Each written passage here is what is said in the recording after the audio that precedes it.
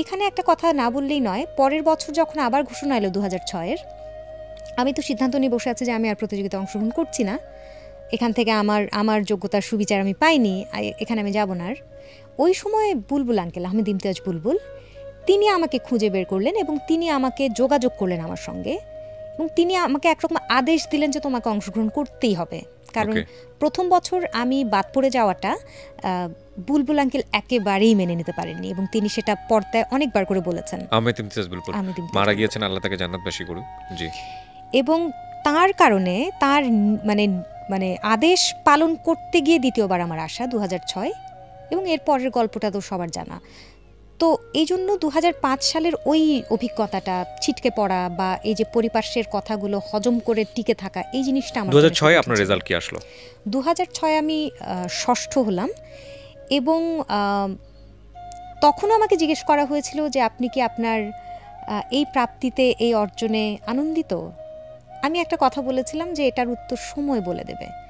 আমরা যারা এসছি, অনেকে এসছি, 4টা আসরে প্রায় 40-এর উপরে প্রতিযোগী, সেখানে কেউ এই মঞ্চটাকে আঁকড়ে ধরে থাকতে পেরেছে। মঞ্চ বলতে ক্লোজ আপনের মঞ্চ নয়, এই জীবন মঞ্চ বা এই গানের মঞ্চ, এই অঙ্গনটাকে কেউ কেউ কিন্তু ছিটকে গেছে। আমার কাছে সবসময় মনে হয়েছে যে আমাকে বেছে কাজ করতে হবে, অধৈর্য হলে চলবে না, এবং আমাকে আমি হয়ে উঠতে হবে। কারণ প্রতিযোগিতার মঞ্চে আমি হয়ে ওঠার কোনো সুযোগ ছিল না। সেখানে আমার লটারির মাধ্যমে যখন যে গান পড়েছে সে গান আমি কণ্ঠে তুলেছি, সেখানে আমার কোনো মৌলিকত্ব দেখানোর জায়গা ছিল না। কিন্তু যখন আমি 2006-এ কাজ শুরু করার পর থেকে, মানে একটা অ্যালবামের পর থেকে দ্বিতীয় অ্যালবামে আমার মনে হলো যে না, আমি এই গতানুগতিক ধারার কাজ আমি করতে চাই না, আমি এবার একটু নিজেকে ভেঙে আমি একটু নিরীক্ষার দিকে যেতে চাই। সেই থেকে শুরু হলো আমার পুতুল গান। পুতুল গানের এই ধারাটাতে আমি, পুতুল গানটা একটু বিস্তারিত জানতে চাই। পুতুল গানটা আসলে কি ধরনের প্রজেক্ট ছিল এটা? পুতুল গান ছিল যে আমাদের এই প্রাচ্যের যে একটা সাউন্ড আছে, এটার সঙ্গে পাশ্চাত্য মেশানো, কিন্তু এমনভাবে মেশানো যেটা খুব সহজাত একটা মিশ্রণ মনে হবে। এটাকে জোর করে কোনো আরোপিত কোনো ব্যাপার এটাতে হবে না। হারমোনিয়াম একটা যন্ত্র, যে যন্ত্রটা আমরা সাধারণত মনে করি যে এটা আমাদের গানের সঙ্গত করার জন্য ব্যবহার করা হয়, সারগাম শেখার জন্য বা গান গাওয়ার জন্য একটা সহযোগী যন্ত্র হিসেবে ব্যবহার করা হয়। কিন্তু আমি ভাবলাম যে এটাকে আমি মূল যন্ত্র বানাবো, এবং হারমোনিয়াম দিয়ে যে পুরো একটা কম্পোজিশন সম্ভব এটা আমি করে দেখতে চাই। তো সেটা করে দেখতে গিয়ে তখন হারমোনিয়ামের সঙ্গে আমার একেবারে হেভি মেটাল ড্রামসের সমন্বয় ঘটালাম, সেখানে হেভি গিটার রিফ পড়লো, সমস্ত কিছু মিলে একদম নতুন একটা সাউন্ড আসলো। কিন্তু সেটাও যে খুব একেবারে অভিনন্দিত হলো বা সেটাকেও খুব সমাদৃত হলো এমনটা বলা যাবে না। এটা নিয়ে অনেক আলোচনা হলো বটে, কিন্তু এটা নিয়ে অনেক প্রশ্ন ছিল যে দরকার কি, তুমি রিয়ালিটি শো থেকে আসা একজন মানুষ, তুমি গতানুগতিক ধারায় থাকবে, মিষ্টি মিষ্টি গান গাইবে, সবার সঙ্গে কাজ করবে, অভিজ্ঞতা হবে, প্লেব্যাক করবে। আমি প্লেব্যাক পর্যন্ত করিনি, কারণ প্লেব্যাক জিনিসটা আমার ঠিক পছন্দ নয়। কারণ প্লেব্যাকে তো সেখানে গল্পের প্রয়োজনে, চরিত্রের প্রয়োজনে গানগুলো তৈরি হবে, সেখানে আমার প্রয়োজনে গানগুলো তৈরি হবে না। আমার কাছে মনে হলো যে আমি আমাকে প্রকাশ করতে চাই, যে গানে আমাকে পাওয়া যাবে না সে গান আমি গাইতে চাই না। তো এরকম কিছু কিছু সিদ্ধান্ত তখন ছিল, যেগুলো কিছুটা দুঃসাহসিক সিদ্ধান্ত, একেবারে বাজি ধরার মতন একটা ব্যাপার। কারণ এত প্রতিযোগিতা চারদিকে। মানে এটা অভিমান থেকে হলো যে, মানে আপনি মনে করেছেন, আমি যদি খুব নেকেডলি প্রশ্নটা করি এভাবে আপনাকে, যে আপনি এটা ডিজার্ভ করছেন কিন্তু সামহাও এটা আপনার কাছে আসেনি, আপনার চাইতে, আপনি যেটা মনে করছেন যে আপনার চাইতে লেস কোয়ালিফাইড সে চান্স পেয়ে যাচ্ছে ওখানে, সামহাও আপনার নিজেকে বোঝানোর জন্যে আপনি এই ধরনের একটা সংজ্ঞাদার করালেন যে না, this is not for me, এরকম কোনো কিছু কি হলো নাকি একবারে প্রথম থেকেই চিন্তাটা ছিল যে না, এই অঙ্গনটা আমার জন্য না? কারণ প্লেব্যাক তো অনেক বিশাল একটা অঙ্গন, আমরা যত জানি। এবং এই উত্তরটা শুনলে সবাই প্রথমে ভ্রু কুচকায় যে আমার প্লেব্যাকের কোনো স্বপ্ন নেই, কিন্তু এটাই সত্যি না। অভিমান বা প্রতিশোধ কিছুই নয়। আমার কাছে অবশ্যই ক্লোজ আপনের একটা মঞ্চ আমাকে অনেকখানি এগিয়ে দিয়েছে, বা আমার মতন আরও অনেককে অনেকখানি এগিয়ে দিয়েছে। আমি চেয়েছি সেই মঞ্চটার সুযোগটা কাজে লাগাতে। এই মঞ্চটাকে কেন্দ্র করে যে বড় একটা পরিচিতি আমার তৈরি হলো, যে জনসমর্থনটা নিয়ে আমি যাত্রা শুরু করতে পারলাম, এটাকে যেন সঙ্গে রেখে আমি আমার মতন কিছু করতে পারি। তো সেই জায়গায় আমি আমার মতন হয়ে উঠতে গিয়ে অনেক চড়াই উতরাই পার হয়েছে আমার গত 14 বছরে। এবং এখন পুতুল গান নামে একটা ধারা আছে, এটা আমার শ্রোতারা জানেন, এবং আমার সাউন্ডটা একেবারে অ্যাকুস্টিক, সেখানে কোনো ধরনের লুপ ব্যবহার করি না, সেখানে কোনো ধরনের মানে একেবারে মৌলিক সুরে কাজ করি, বা বলতে পারি যে মানে এখানে লেখাও কি মৌলিক লেখা? হ্যাঁ, আপনি লেখেন সব? হ্যাঁ, সব আপনি লেখেন এবং আপনারই কম্পোজিশন? আমারই সুর, আমারই কম্পোজিশন। এবং আমার সর্বসাম্প্রতিক যে গানটা প্রকাশিত হয়েছে সে গানটার দৈর্ঘ্য 16 মিনিট, যেটা আমাদের আমাদের এখনকার গানের বাজারে, বিশেষ করে আপনাদের রেডিওর কথা যদি বলতে হয়, সেটা একেবারেই বাণিজ্যিক ধারার আঙ্গিকই নয়। কারণ কোনো টিভি বা কোনো রেডিওই 17 মিনিট জুড়ে আমাকে দেবে না, একটা সময় বরাদ্দ করবে না আমার জন্য। কিন্তু তা সত্ত্বেও আমার মনে হলো না, এই কাজগুলো আমার আমার নিজের সৃষ্টিশীল আত্মাকে তৃপ্ত করছে, আমি করতে চাই। ওকে, সেখানে যদি আমার শ্রোতা 100 জন হয়, সেটাই আমার শ্রোতা বলে আমি বিশ্বাস করব। ফাইন। পুতুল, এটা খুব টাফ একটা ডিসিশন। প্রথম কথা হচ্ছে, এটা মানে কেন টাফ বলছি, আমি নিজেও তো পারফরমেন্স মিডিয়ার সঙ্গে জড়িত। আমরা যখন একটা কোনো প্রোডাকশন নিয়ে আসি, সেটা যে ধরনেরই হোক না কেন, লাইক আমি আপনার সঙ্গে যে কাজটা করছি এই মুহূর্তে, এটাও একটা প্রোডাকশন। এগুলোর আটমোস্ট যে গোলটা থাকে সেটা হলো মানুষের কাছে পৌঁছানো। এবং এখানে কোয়ালিটি অবশ্যই ফ্যাক্ট, কোয়ান্টিটি বাংলাদেশের মিডিয়াতে আরও বেশি ফ্যাক্ট। কতজন মানুষ এটা দেখছে, কতজন মানুষ এটা নিয়ে আলোচনা সমালোচনা করছে, দ্যাট ইজ আলটিমেট ফ্যাক্ট। তো সেই জায়গাটা থেকে আপনি গানকেও যদি চিন্তা করেন, একটা গান মানুষের কাছে জনপ্রিয় হওয়াটা অনেক বড় একটা ফ্যাক্ট। কিন্তু আপনার সঙ্গে আমার কথা বলে যেটা মনে হচ্ছে যে তার চাইতে বড় বিষয়টা হচ্ছে যে আপনি নিজে কতটা স্যাটিসফাইড। তাহলে হলো না যে মানে গান বলতে যেটা বুঝি আমরা, পারফরমেন্স যেটা বলতে যেটা বুঝি, সেটা আসলে সেই জায়গাটা থাকছে না। মানুষ পছন্দ করলে করবে, না করলে নাই, আমি আমার মতো, বিষয়টা কেমন জানি হয়ে গেল না? না, কিন্তু মানুষ পছন্দ করেছে কিনা সেটার যোগফল কিন্তু আজকের আমার এই মঞ্চে আপনার সঙ্গে কথা বলা। আমি যদি সেই অর্থে দেখি যে মানুষ যদি প্রতিনিয়ত আমার এই কাজগুলোকে, আমার সৃষ্টিগুলোকে খুবই উপেক্ষা করে চলে যেত পাশ কাটিয়ে, তাহলে মনে হয় ছিটকেই যেতাম। আমার এই নিরীক্ষাগুলোর পূর্ণাঙ্গ প্রশ্রয় কিন্তু আমি আমার শ্রোতাদের কাছ থেকে পেয়েছি, যার কারণে আমার পরবর্তীতে আরেকটা নতুন কাজের সাহসটা তৈরি হয়েছে। এবং এই গানগুলো আমি যখন মঞ্চে গাইছি, আমি যখন কয়েকদিন আগে আমি টিভি লাইভে এই গানগুলোর অনুরোধ যখন পেলাম টেলিফোনে, তখন আমি বুঝলাম যে না, হয়তো এটার কোনোভাবে এই গানগুলোর প্রভাব হয়তো একটা শ্রোতা গোষ্ঠীর উপরে আছে। আমি একটা মানে খুব সোজা সাপটা একটা কোয়েশ্চেন করি আপনার অনুমতি নিয়ে, একদম মানে অনেস্ট অ্যান্সারটাই দেবেন। আমি যতক্ষণ আপনাকে শুনেছি আমার কাছে মনে হচ্ছে যে আপনি অনেস্টই বলবেন। সেটা হচ্ছে আপনার অঙ্গনে, আপনার সমসাময়িক, সেটা ক্লোজ আপ ওয়ানে হোক বা আরও যাদেরকে আপনি চেনেন ওই সমসাময়িক যারা গান করছেন, তাদের মধ্যে এমন কেউ কি আছে আপনার চোখে যে ও যতটা জনপ্রিয় হয়েছে ততটা আসলে হওয়ার কথা ছিল না, কিংবা ওর চাইতেও আপনি বেশি কোয়ালিটিফুল কিন্তু অতটা জনপ্রিয় হননি, এরকম কোনো কিছু কি কখনো মনে হয়? I want honest answer, no evaluating, yes অথবা নো। এটা আমি গান এবং লেখা দুটোই যুক্ত করছি এজন্য যে মাত্র বইমেলা শেষ হলো, সে একটা অভিজ্ঞতাও আমার আছে। আমি মনে করি কি যে প্রত্যেকটা ধারার বা প্রত্যেকটা শিল্পীর পাঠ রুচি বা শ্রোতার মানে শ্রোতাদের গানের রুচির কিন্তু একটা আলাদা আলাদা মানে শ্রেণী আছে। সেইখানে যে একেবারে হয়তো বাজার চলতি গান বলতে আমরা যেটা বুঝি, সেই গানের শিল্পীর যেই শ্রোতাগোষ্ঠী, আমার গানের সেই শ্রোতাগোষ্ঠী আমি চাই না। তো তাহলে তো একেবারে এখনই আলাদা হয়ে গেল, দুটো ভাগে বিভক্ত হয়ে গেল। সুতরাং আমার কাছে মনে হয় যে যদি আমি আমজনতার কথা চিন্তা করি বা যদি কোনো একটা শ্রোতাগোষ্ঠীকে মাথায় নিয়ে তারপর গান বানাতে যাই, সেটা একরকম হবে। আর যেখানে আমি নিজে খুশি হয়ে গান করব এবং সেই খুশিটা আমি শ্রোতার ভিতরে সঞ্চারিত করতে পারবো, সেটা আরেক রকম হবে। ওকে, তো এই জায়গা থেকে কার যোগ্যতা অনুযায়ী কে কতটুকু গেল, এটা কিন্তু একেবারেই তার শ্রোতার গোষ্ঠীর নিজস্ব বিবেচনা। ওকে, তার মানে আপনার পপুলার না হলেও চলবে? আমি কখনো জনপ্রিয় হবার জন্য কাজ একেবারেই সচেতনভাবেই করিনি। করলে আমি আজকের যে খুব ধরুন লক্ষ কোটি কোটি ভিউ যে গানগুলোর হচ্ছে, তাদের কাছে গিয়ে নিশ্চয়ই গান করতাম, সেই সুযোগ আমার আছে। কিন্তু সেটা আমি কখনো চাইনি, আমি তার মতন হতে চাই। কেন চাইনি? ওটা অপরাধ না নিশ্চয়ই? না, আমি চাইনি, আমি অন্য কারোর মতন হতে চাই না, আমি অন্য কোনো ধারায় আমাকে কেউ দেখুক, আমি সেটা চাইনি। আমি চেয়েছি আমি আমার মতন হতে। আমি এক্ষেত্রে একটা নাম যেটা সবসময় বলি, ধরুন মৌসুমী ভৌমিক, তিনি আমার কাছে আমার মিউজিক জীবনের একমাত্র আদর্শের নাম। তার জীবনে খুব বেশি হিট গান নেই, হাতে গোনা 4-5টা হিট গান। তার জীবনের গানের ছবি আঁকা আমাকে মুগ্ধ করে, বিস্মিত করে, সেটা আমি আঁকতে চাই। এবং সেই জায়গাটা যদি ধরি, তাহলে তার নির্দিষ্ট একটা শ্রোতাগোষ্ঠী আছে। এবং মৌসুমী ভৌমিক নামটাকে কিন্তু সবাই চেনে, তার গানগুলো শুনুক না শুনুক, আমি সেটার স্বপ্ন দেখি। ওকে, সো পুতুল স্বপ্ন দেখে, পুতুলের গান আপনারা শোনেন আর না শোনেন, পুতুলকে আপনারা চিনবেন। আমরা বিষয়টা কি তাই দাঁড়ালো কিনা? না, গান শুনছে বলেই কিন্তু গাইছি যে কথাটা। এক্স্যাক্টলি, মৌসুমী ভৌমিকের সকালবেলায় আমি একটা গান শুনছিলাম আজকে টেলিভিশনে, তখন আমি এই কথাটা বলেছিলাম, এটা আমি রিপিট করছি আজকে। সেটা হচ্ছে, আপনারা জানেন যে গানটার টাইটেলটা বোধহয় শুনেছি সেদিন নাকি, আমি শুনেছি সেদিন নাকি, এই একটা গান।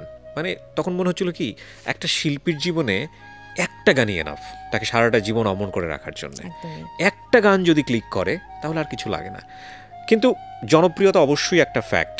আপনি যদি রবীন্দ্রনাথের গানের শ্রোতাগোষ্ঠী দেখেন, সেটার সাথে আপনি নিশ্চয়ই সকল আধুনিক গানের যদি আপনি শ্রোতাগোষ্ঠী দেখেন, নিশ্চয়ই আপনি মেলাতে পারবেন না। তবে এটা ঠিক যে ভালো যে গানটা ভালো হচ্ছে সেটার জনপ্রিয়তা আছে এবং সেটা যুগের পর যুগ টিকে থাকে। আবার কিছু গান আছে খুব হুজুকে গান, খুব স্বল্প সময়ের জন্য আসে, crore crore view, of course crore crore view, সে হয়তো জীবনে ওই একটা গানই গিয়েছে, সে হয়তো সারেগামাপা জানেও না, কিন্তু অনেক বেশি পপুলার হয়ে যাচ্ছে। তো এই প্রসঙ্গটা এই কারণেই করতে চাই যে এগুলো হতাশ করে কিনা শিল্পীদেরকে। কারণ খুব জনপ্রিয় হয়ে গেল একটা গান করে, একই সুরে আরও 4-5টা করে ফেললো। ইউটিউবে তো এখন তো সবই যেটা হয় ভিউ পায় প্রচুর। তো এগুলো হতাশ করে না আপনাদেরকে? আমাকে তো করে না। কেন করা তো উচিত? আমি ভীষণ ইতিবাচক মানসিকতার মানুষ। মানে আপনি এটাকেও পজিটিভ মনে করছেন? হ্যাঁ, কি অর্থে? গানই তো করছে, সেটা নকল সুরে হোক, সেটা চুরি করা হোক, সেটা যেমন হোক, গানই তো করছে। শ্রোতারা যদি শুনে থাকে, গানই তো শুনছে, গানের সঙ্গে থাকুক। তবু যে যেমন ইচ্ছা করুক, যে যেমন ইচ্ছা লিখুক। আমরা মান নিয়ন্ত্রণের কথা প্রায় বলি, মানটা কে নিয়ন্ত্রণ করবে, কেন করবে? শিল্পে এবং সাহিত্যে কখনো মান নিয়ন্ত্রণের কোনো বিষয় থাকতে পারে না, কারণ সেখানে একেবারে এটা একটা মুক্ত আকাশ, যেখানে প্রত্যেকের ডানা মেলার অধিকার আছে। যে যেমন খুশি করুক, আমি আমার মতন করছি, আরেকজন আরেকজনের মতন করুক। সমস্যাটা হয়ে যায় মৌলিক কাজের সংখ্যাটা আরেকটু বেশি হওয়া দরকার। আমার সবচেয়ে আত্মতৃপ্তির জায়গা এটাই যে আমার কাজগুলো শুনে সবাই এই কথাটা বলেন যে ভীষণ মৌলিক কাজ হয়েছে, মানে একেবারে অন্য রকম কিছু হয়েছে, সবার মতন নয়। তো এই সবার মতন না হওয়ার মানসিকতা যদি অন্যদেরও থাকে, সেই ক্ষেত্রে অনেক বৈচিত্র্য আসবে আমাদের কাজগুলোতে। আসলে রাইট, আমরা খুব ভারীকে একটা আলোচনা চলে গেছি এবং সেই ভারী আলোচনা থেকে আবার জীবনের কাছাকাছি আসতে চাই, একটু হালকা করতে চাই। আমরা জানি না কতটুকু হলো। আমি প্রথম থেকেই যেটা আবিষ্কার করার চেষ্টা করছিলাম যে পুতুল কখনো প্রেমে পড়েছে কিনা, বা পুতুল সম্পর্কে যারা জানেন, পুতুলের একটা সংসার হয়েছে এখন, সেটার বয়স খুব বেশি দিন না। তো পুতুল, আমি ওই জায়গাটা একটু ধীরে ধীরে চলে আসতে চাই। একটা হলো যে প্রেমে কি পড়েছেন কখনো? মানে এমন হয় না যে খুব বেশি ভালো লাগছে, এক ধরনের ক্রাশ, আমরা ইদানিং এই শব্দটা ব্যবহার করি, এরকম কি হয়েছে কখনো? হয়েছে, মানে পড়েই উঠে গিয়েছেন এরকম? পড়েই উঠে গিয়েছি, এবং পড়েই মানে ছিটকে পড়তে পড়তে পড়িনি আর কি। মানে কেন উঠে গিয়েছেন? ওই যে কথায় আরাম পাইনি। কথা শুনে আমার প্রথম 3-4টা দিন যদি কথা সহ্য করে নিতে পারি আমি কারোর, তাহলে আমি বুঝে যাবো যে মানে আপনার কি এগুলো ভালো লাগে না, যে কি খাইছো, কি করছো? একদম না। আমরা তো এগুলোর মধ্যেই বড় হচ্ছি। ভাষাভঙ্গি তো অন্য কথা, জীবন দর্শন, অগভীর জীবন দর্শন সম্পন্ন মানুষ আমার পছন্দ না। গভীর জীবন দর্শন দেখে কিন্তু এরকম মনে হয় না। মানে আমি এটা অবাক লাগছে, এটা আসলে আজকের পারসেপশন না। আমি যত মানুষকে ইন্টারভিউ করেছি, একটা মানুষকে দেখে যেরকম মনে হয়, একটা মানুষের সাথে কথা বললে, ঘন্টাখানেক বসলে পুরোটাই চেঞ্জ হয়ে যায়। আমি 99% ক্ষেত্রে, আমার ক্ষেত্রে যেটা হয় আর কি, আমি চেঞ্জ পাই। মানে আপনাকে আমার আজ পর্যন্ত, আমি এত ডিটেলে আমি আপনার সঙ্গে কথা বলিনি কখনো, মানে আপনার যেভাবে আপনাকে আমরা দেখেছি স্ক্রিনে, তাতে মনে হয় না কিন্তু যে আসলে মনে হওয়ার সুযোগই বা কোথায়? এত গভীর থেকে চিন্তা করা একজন মানুষ, এত সিরিয়াসলি চিন্তা করা একজন মানুষ, আমি আসলে মিলাইতে পারতেছি না। প্রেম তো করতে, মানে প্রেম এমন একটা অনুভূতি যেটা আপনাকে অনেক কিছুর খোরাক দেবে, অনেক অনুভূতির মানে জন্ম দেবে, এবং সেই অনুভূতি নিয়ে 100 বছর লিখে যাওয়া সম্ভব। এবং সেই জায়গাটা তো ভীষণ রকমের অভাব তো অনুভব করেছি একটা সময়, যে যদি আমি এরকম একজন মনের মানুষ পেতাম, এবং যদি যার সঙ্গে কথা বলে আমার শত শত গান, শত শত কবিতা লেখা হয়ে যেত, সেই মানুষটির খুঁজতে খুঁজতে আসলে জীবনে এখন এই পর্যায়ে এসে থিতু হওয়া আর কি। বিয়ের ব্যাপারটা কি হলো? মানে যাকে আপনি বিয়ে করলেন, সে কি আপনার সেই মনের মানুষ ছিল নাকি অ্যারেঞ্জ ম্যারেজ? এটা তো একেবারেই পারিবারিক পছন্দের বিয়ে, এবং প্রথম ফাইনালি সে সাকসেসফুল তার ট্র্যাকে। হ্যাঁ, কিছু তবে বলার নাই। এখানেও কিছু মৌলিক জায়গা মিলিয়ে নেওয়ার ব্যাপার ছিল ভীষণ রকমের, যে ঠিক আছে আমি খিচুড়ি পছন্দ করি, সে বিরিয়ানি হতেই পারে, কিন্তু ধরুন আমি ভীষণ মুক্তমনা, সে ভীষণ রক্ষণশীল, এই জায়গার মৌলিক কিছু মিল যদি না মিলিয়ে নেওয়া হয়, তাহলে ডিফিকাল্ট। তখন তো বিয়ের মতন একটা সিদ্ধান্ত অবশ্যই খুবই ডিফিকাল্ট, ভুল সিদ্ধান্ত আর কি। তো এই জায়গাগুলো মেলানোর চেষ্টা করা হয়েছে। যখন বিয়ের কথাবার্তা শুরু হলো, তখন প্রায় 6-7 মাস ধরে এই জিনিসগুলো মিলিয়ে। কি মানে গানের অঙ্গনের মানুষ না, একেবারেই গানের অঙ্গনের মানুষ নয়, খুবই সাধারণ শ্রোতা, এবং আমাদের এই ঝলমলে জগৎ সম্পর্কে তার আগ্রহ এবং কৌতূহল দুটোই খুব কম। সে আমাকে একজন মানুষ হিসেবে পেতে চেয়েছিল জীবনে, আমিও চেয়েছিলাম ঠিক তাই, যে আমাকে যে জীবনসঙ্গী করতে চাইবে সে আমার এই ঝলমলে দিকটা নয়, ব্যক্তি পুতুলকে আবিষ্কার করে তারপরে জীবনে চাক। তো সেটাই হয়েছে। ওকে, সো আপনার 1 বছরের সংসার জীবনের অভিজ্ঞতা, এটা একটু জানি আমরা।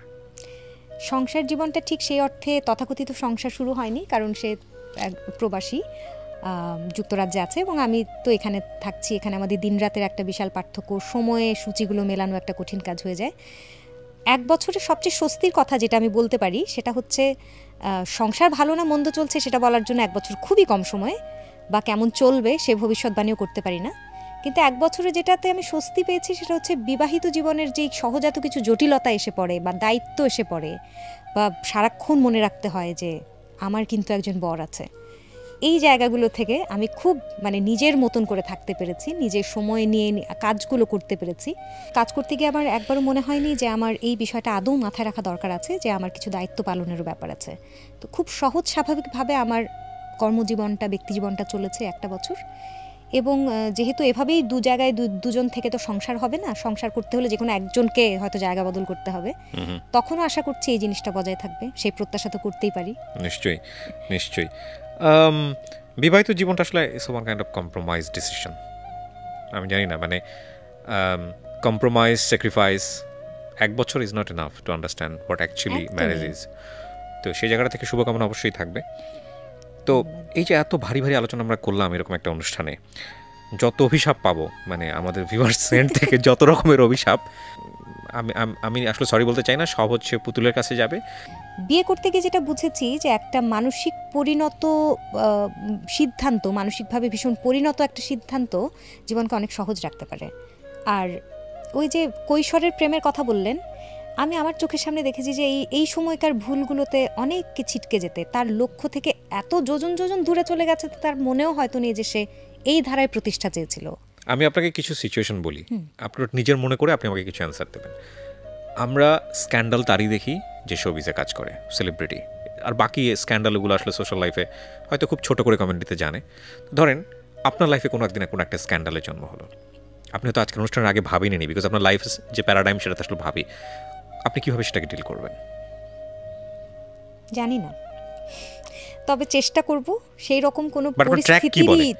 একটা হচ্ছে চেষ্টা, মানুষ তো সব কিছু চেষ্টা অনুসারে হয় না, অনেক সময় চেষ্টার বাইরে অনেক কিছু। স্ক্যান্ডাল তো ম্যাক্সিমাম টাইমে আনএক্সপেক্টেড, বাট সেলিব্রিটিদের এটা হয় না। কখনো কি এমন কাউকে নিয়ে স্ক্যান্ডাল শুনেছেন যে ঘটনাটার মধ্যে ছিলই না?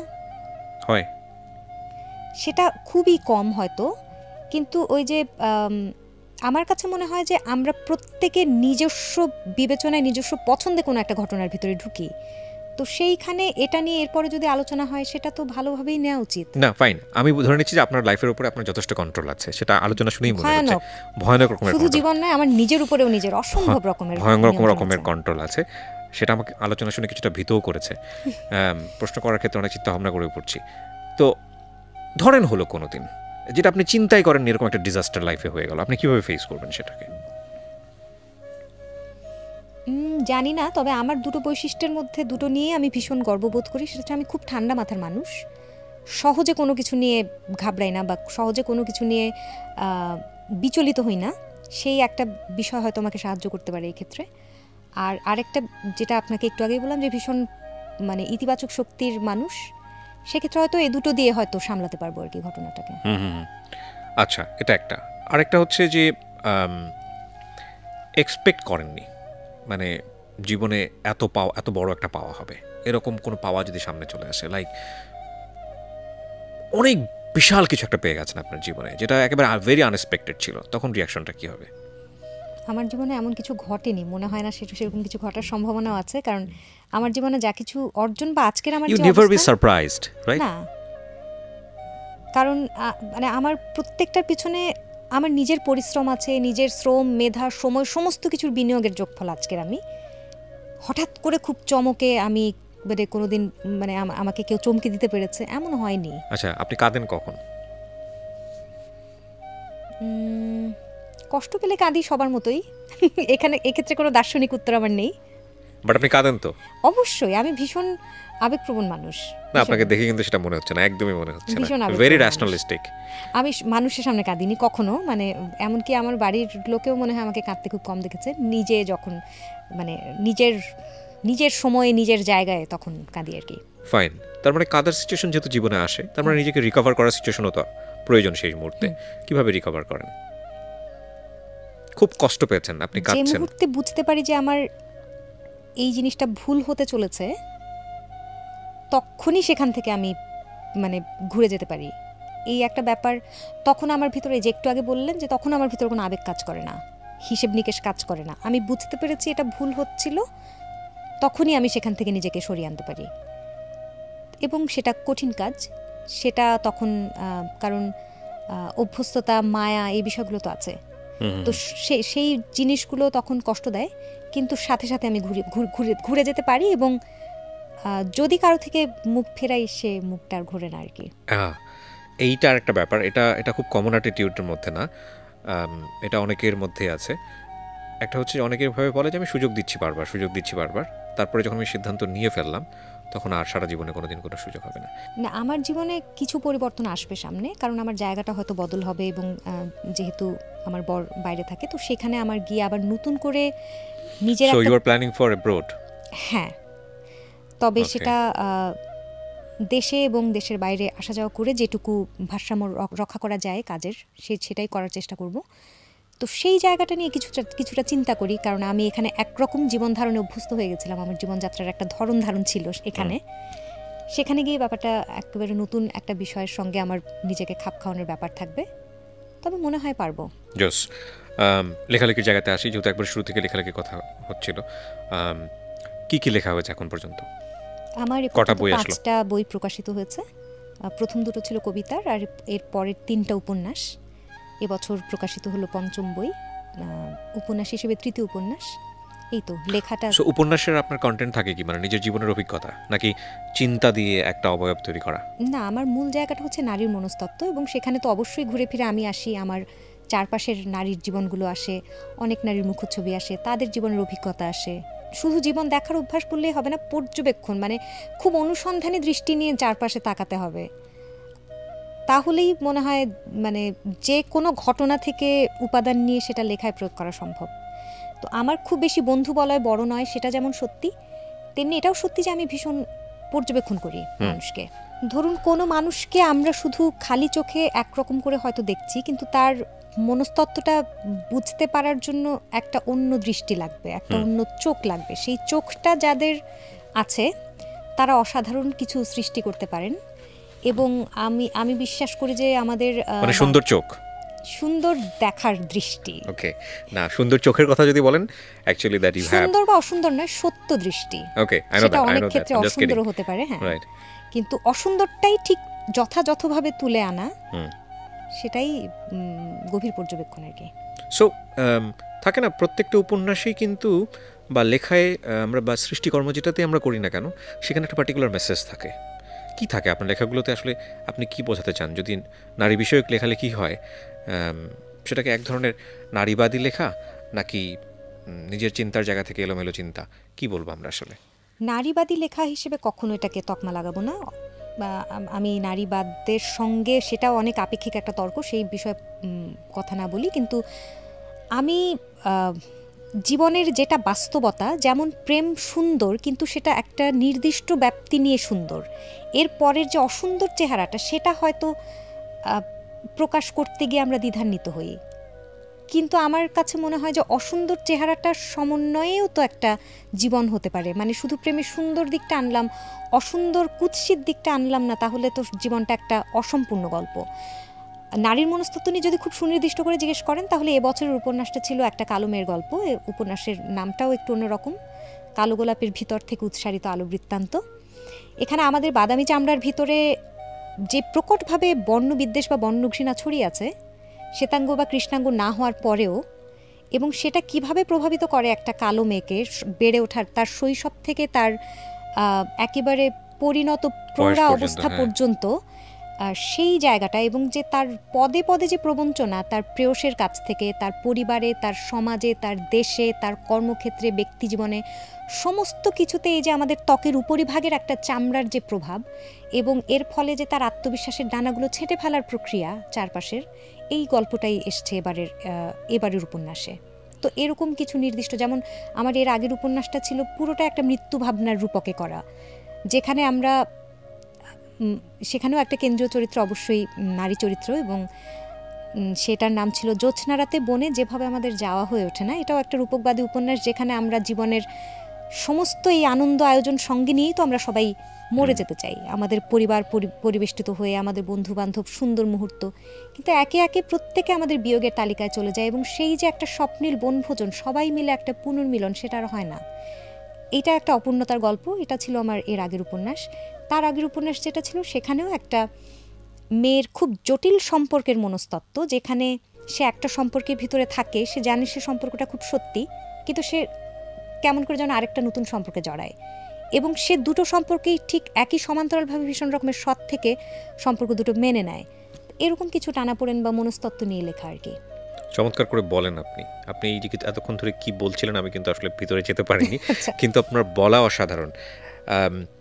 পুতুল অনেক সুন্দর করে বলে। পুতুলের বাংলার যে উচ্চারণ, সেটা ঈর্ষা করার মতো। এবং আপনি কারো কাছ থেকে শিখেছেন নাকি সব নিজে নিজে? বড় ভাইয়া। ওকে, সো বেস্ট অফ লাক।